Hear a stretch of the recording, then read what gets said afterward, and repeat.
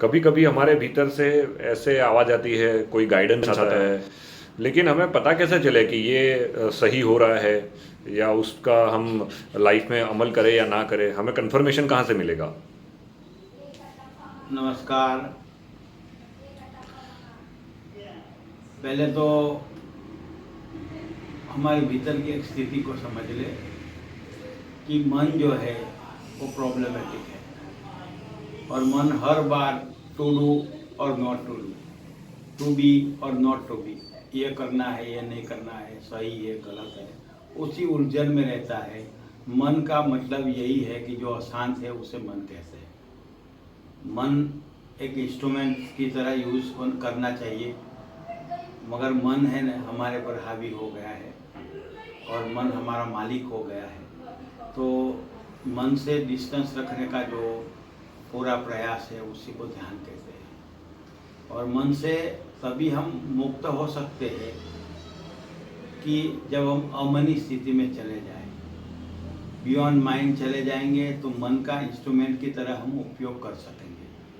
बात थोड़ी जटिल लगेगी, प्रॉब्लमेटिक लगेगी, मगर इतनी डिफ़िकल्ट नहीं है अगर हम श्वास की मदद से मन को देखते जाए।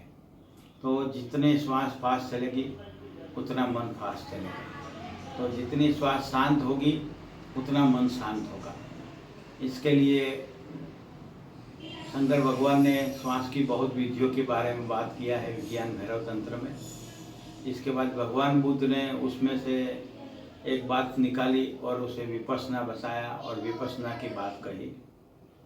आनापान सती योग है, विपश्यना है, इन सब के बाद ओशो ने जो बताया अभी सहज विपश्यना, कि सहज जीवन से जीता रहो, सहज जीवन होना चाहिए और श्वास का ऑब्जर्वेशन करते रहो। तो उन्होंने जो ओशो ने जो बताया सहज विपश्यना की बात, तो उसके बाद एक और नई बात आई है, उसे महायोगी श्री तवरिया जी ने बताई है, और वो बात है 3 स्टेप रिदमिक ब्रीदिंग की।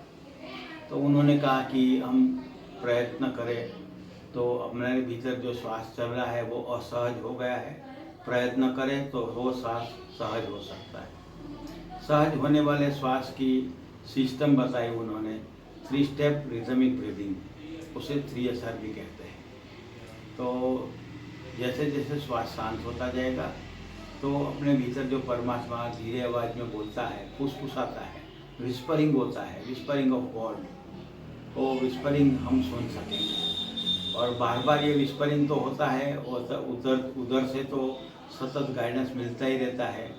तो उसी का पैगाम हर बार हमारे भीतर आता है, उसी का संदेश बार बार आता है।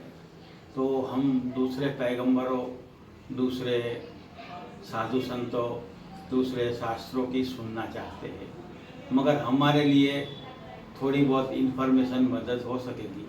सच तो ये है कि हमारे भीतर जो परमात्मा बोलता है उसे सुनेंगे तो ही हमारी यात्रा संपूर्ण होगी, नहीं तो हमारी यात्रा चलती रहेगी, हजार हजार बार जन्म होते रहेंगे तो भी कुछ होने वाला नहीं है। तो अपने भीतर जो परमात्मा बोल रहा है उसे सुनने की सिस्टम जो है उसके बारे में श्री तवरिया जी ने योग की एक्सरसाइज बताई है, 7 रिफाइनिंग कसरत बताई है, और भी बातें उन्होंने बताई है।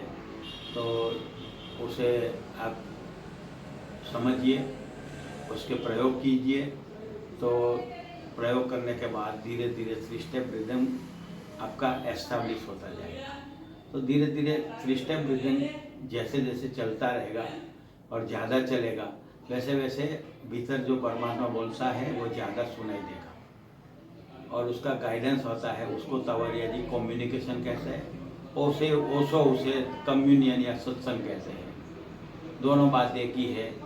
तो वो सत्संग जो होता है भीतर अपने परमात्मा से जो संवाद होता है, तवरिया जी कहते हैं कि भगवान बोले थे, भगवान जो बोलते हैं वो हमें सुनाएंगे।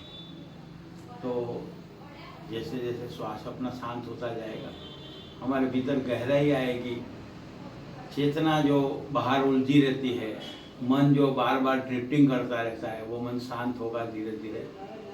अशांत मन है यानी ज़्यादा मन है, शांत मन है यानी मन कम है और हम उसे साक्षी भाव से देखते हैं। तो जैसे जैसे साक्षी भाव का जो अनुभव है वो गहरा होता जाएगा।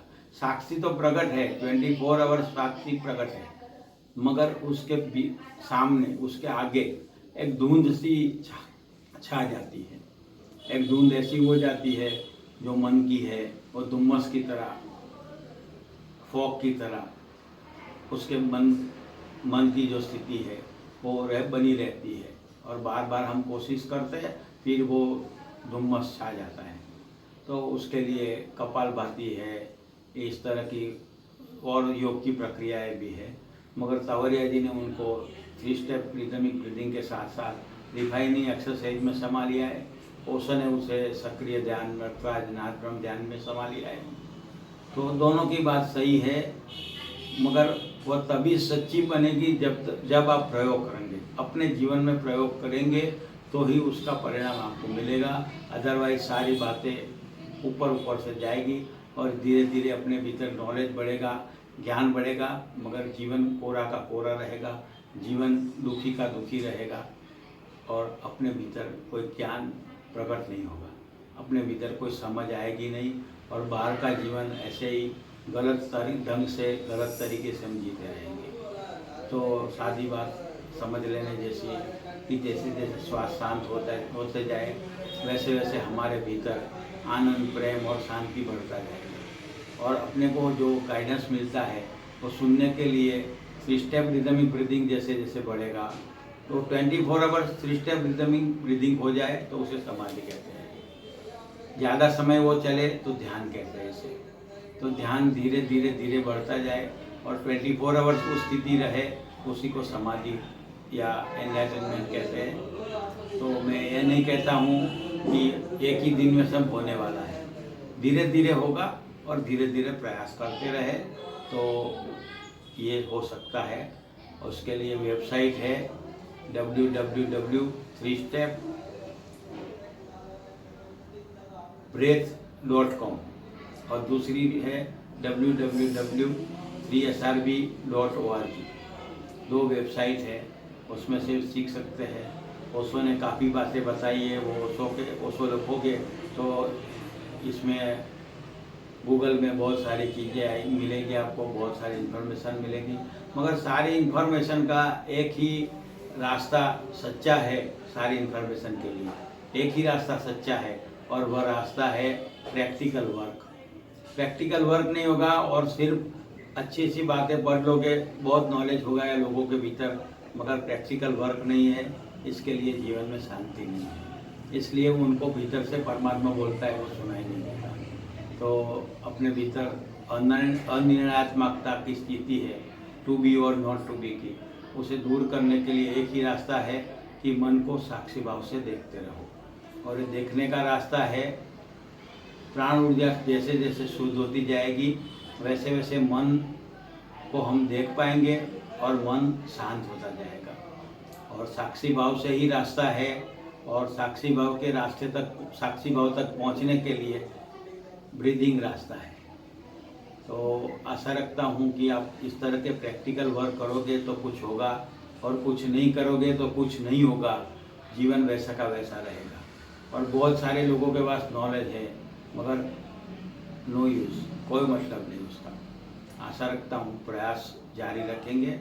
इसमें से कोई भी तकलीफ है, कोई भी प्रॉब्लम है, तो आपको गाइडेंस कहीं ना कहीं से मिलता रहेगा, और वो गाइडेंस लेके आपको भीतर जो परमात्मा का है वैसे जीना है। बाहर का इन्फॉर्मेशन, गाइडेंस मदद रूप होगा सिर्फ इन्फॉर्मेशन की तरह, मगर प्रैक्टिकल वर्क तो आपको खुद ही करना है, और वही आपको एक दिन आपके भीतर रहे परमात्मा तक संपूर्ण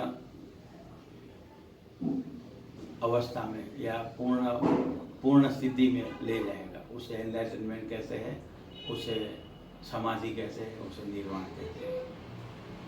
नमस्कार।